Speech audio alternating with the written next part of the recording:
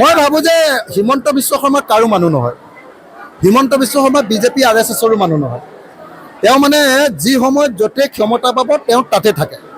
হিমন্ত বিশ্ব শৰ্মাৰ নিচিনা সুবিধাবাদী মানুহ অসমৰ ইতিহাসত কেতিয়াও জন্মই হোৱা নাই।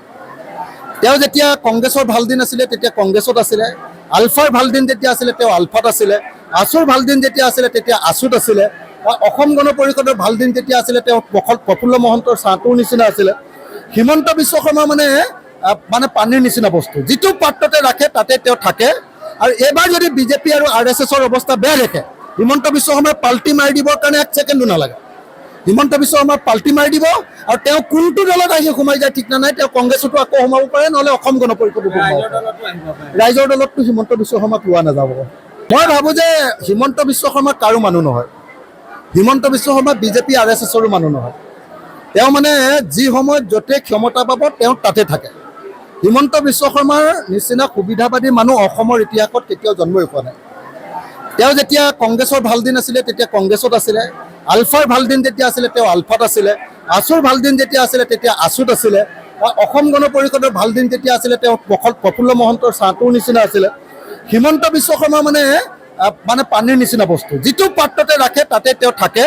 আৰু এইবাৰ যদি বিজেপি আৰু RSSৰ অৱস্থা বেয়া দেখে, হিমন্ত বিশ্ব শৰ্মাই পাল্টি মাৰি দিবৰ কাৰণে এক ছেকেণ্ডো নালাগে। হিমন্ত বিশ্ব শৰ্মাই পাল্টি মাৰি দিব আৰু তেওঁ কোনটো দলত আহি সোমাই যায় ঠিক নাই। তেওঁ কংগ্ৰেছতো আকৌ সোমাব পাৰে, নহ'লে অসম গণ পৰিষদতো ৰাইজৰ দলততো হিমন্ত বিশ্ব শৰ্মাক লোৱা নাযাব। মই ভাবোঁ যে হিমন্ত বিশ্ব শৰ্মা কাৰো মানুহ নহয়। হিমন্ত বিশ্ব শৰ্মা বিজেপি RSSৰো মানুহ নহয়। তেওঁ মানে যি সময়ত য'তে ক্ষমতা পাব তেওঁ তাতে থাকে।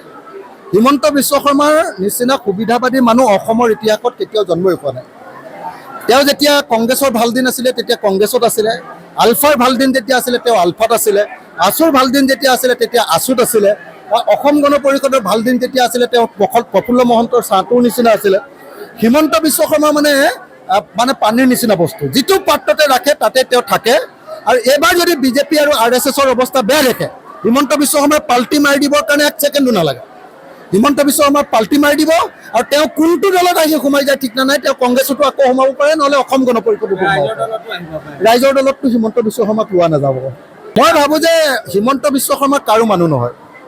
হিমন্ত বিশ্ব শৰ্মা বিজেপি RSSৰো মানুহ নহয়। তেওঁ মানে যি সময়ত য'তে ক্ষমতা পাব তেওঁ তাতে থাকে। হিমন্ত বিশ্ব শৰ্মাৰ নিচিনা সুবিধাবাদী মানুহ অসমৰ ইতিহাসত কেতিয়াও জন্মই হোৱা নাই। তেওঁ যেতিয়া কংগ্ৰেছৰ ভাল দিন আছিলে তেতিয়া কংগ্ৰেছত আছিলে, আলফাৰ ভাল দিন যেতিয়া আছিলে তেওঁ আলফাত আছিলে, আছুৰ ভাল দিন যেতিয়া আছিলে তেতিয়া আছুত আছিলে, অসম গণ পৰিষদৰ ভাল দিন যেতিয়া আছিলে তেওঁ প্ৰফুল্ল মহন্তৰ ছাঁটোৰ নিচিনা আছিলে। হিমন্ত বিশ্ব শৰ্মা মানে পানীৰ নিচিনা বস্তু, যিটো পাত্ৰতে ৰাখে তাতে তেওঁ থাকে।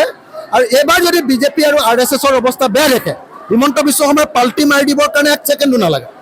হিমন্ত বিশ্ব শৰ্মাই পাল্টি মাৰি দিব আৰু তেওঁ কোনটো দলত আহি সোমাই যায় ঠিক নাই। তেওঁ কংগ্ৰেছতো আকৌ সোমাব পাৰে, নহ'লে অসম গণ পৰিষদতো ৰাইজৰ দলততো হিমন্ত বিশ্ব শৰ্মাক লোৱা নাযাব।